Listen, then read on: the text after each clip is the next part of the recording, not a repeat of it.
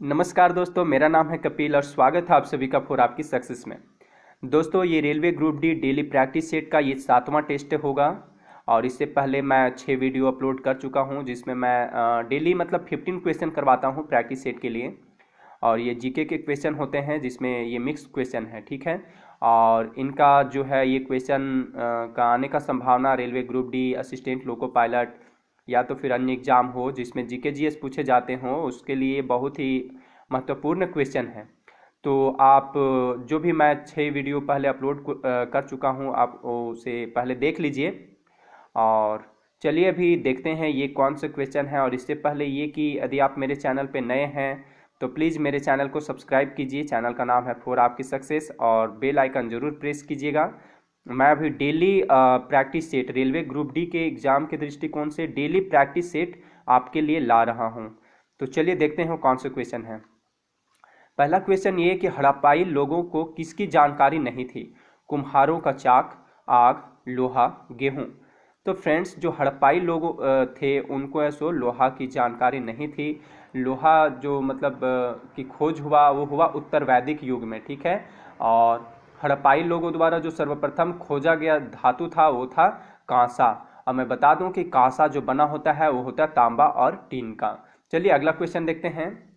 अगला क्वेश्चन ये है फ्रेंड्स कि मानव चंद्रमा पर सर्वप्रथम कब उतरा? ठीक है, 1953 में, 1963 में, 1969 में, 1971 में। तो जो मनुष्य है वो चंद्रमा पर सर्वप्रथम 20 जुलाई 1969 को पहुंचा था। और सबसे पहले जो कदम रखने वाले थे वो थे नील आर्मस्ट्रांग।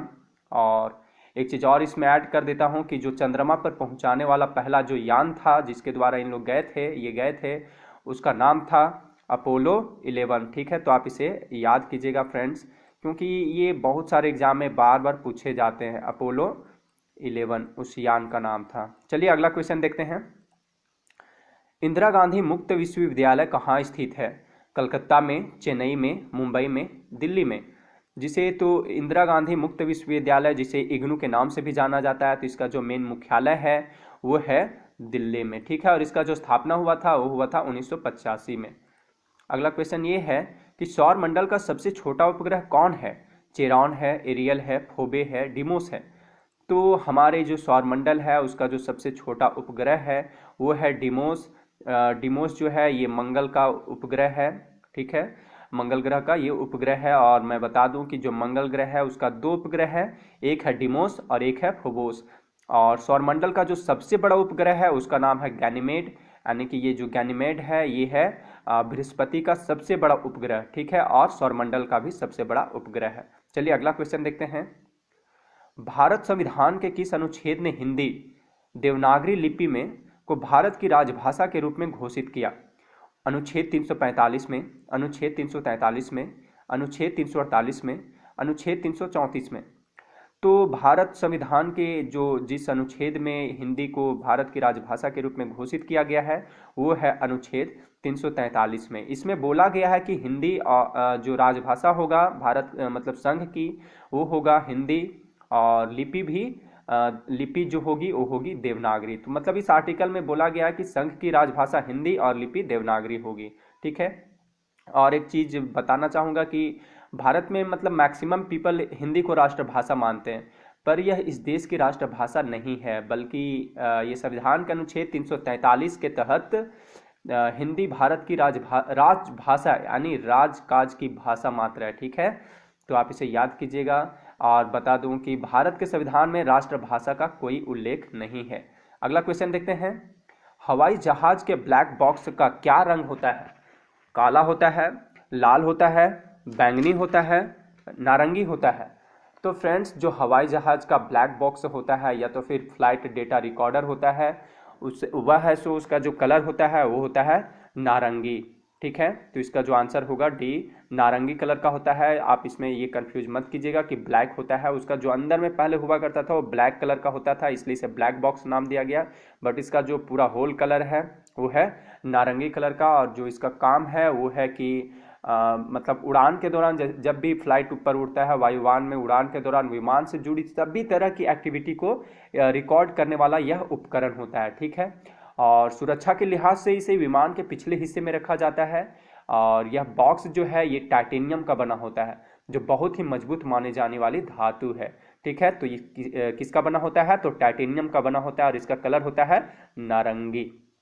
अगला क्वेश्चन देखते हैं, निम्न में से कौन गरीबों की कथकली के नाम से जाना जाता है? चाक्यार कुंथ, ओटनतुल्लम, कुडियाट्टम, मोहिनी अट्टम।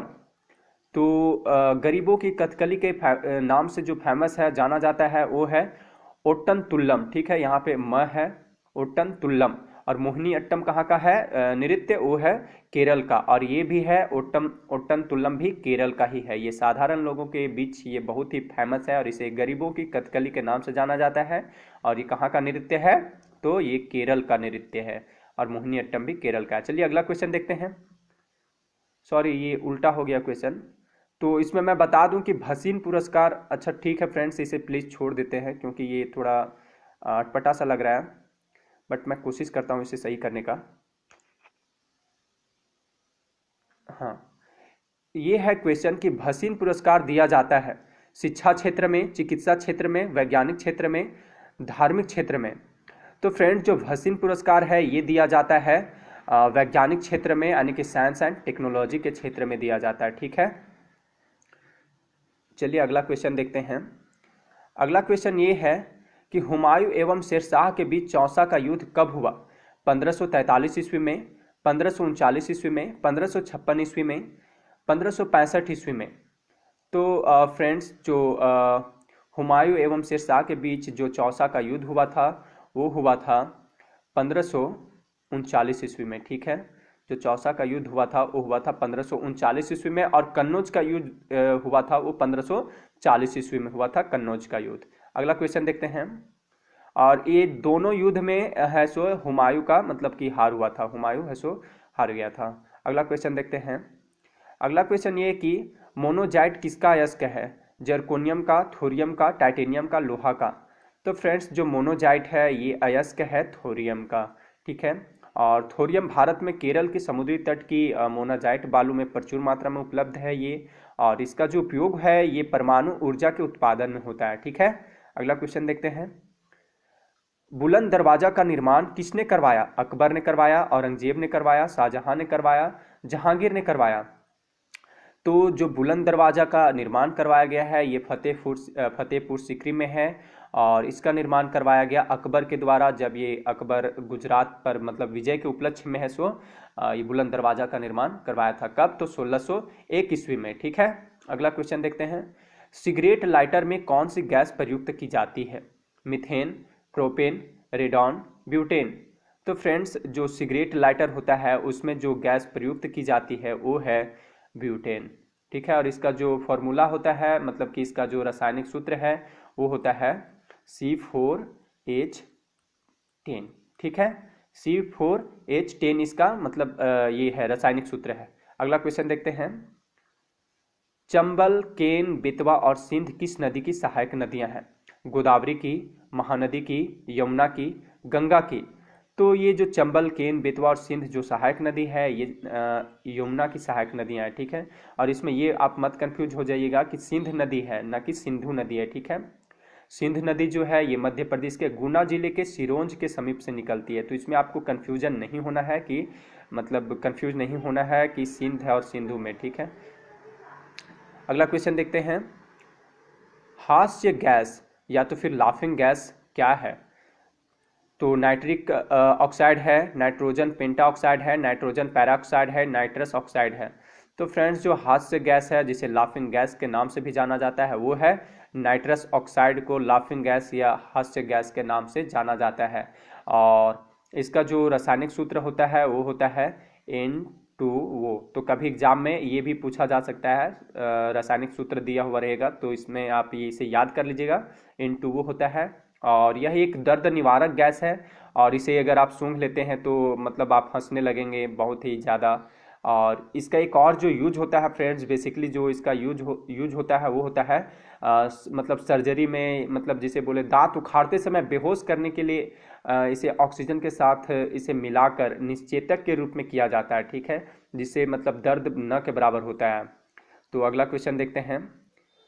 अगला क्वेश्चन है ये, और ये लास्ट क्वेश्चन है। टोटल 15 क्वेश्चन ये कंप्लीट हो जाएगा अभी। कि ये क्वेश्चन ये है कि रिजर्व बैंक ऑफ इंडिया का प्रतीक चिन्ह क्या है? अशोक स्तंभ का शीर्ष, धन की थैली लिए कुबेर, ताड़ वृक्ष के सामने एक बाघ, रक्षात्मक मुद्रा में बैठा एक कुत्ता। बहुत ही इंपॉर्टेंट क्वेश्चन है और इसे हम लोग कितने बार देखे होंगे, बट इस पे हम लोगों का ध्यान नहीं जाता है। ठीक है, तो रिजर्व बैंक ऑफ इंडिया का जो प्रतीक चिन्ह है वो है ताड़ वृक्ष के सामने एक बाघ। आज आप इसे देख लीजिएगा, गूगल में सर्च कीजिए और देखिए क्या है इसका चिन्ह। आज से आपको ये हमेशा याद रहेगा। ठीक है, तो ये था आज का हमारा 15 क्वेश्चन। अब ये समाप्त हो गया है, और आप आउट ऑफ 15 में कितना सही कर पाए हैं वो आप मुझे ज़रूर कमेंट करके बताइए। और आप लाइक करते हैं या नहीं ये आप पे डिपेंड है, और यदि आप और लोगों तक पहुंचाना चाहते हैं इस वीडियो को तो प्लीज़ शेयर कीजिएगा। ठीक है, और कमेंट ज़रूर कीजिएगा। और अभी तक आप मेरे चैनल को सब्सक्राइब नहीं किए हैं तो प्लीज़ सब्सक्राइब कीजिए मेरे चैनल को फॉर आपकी सक्सेस को, और बेल आइकन ज़रूर प्रेस कीजिएगा। अभी मैं डेली आपके लिए 15 क्वेश्चन लाता रहता हूँ। तो आज के लिए बस इतना ही। Thanks for watching.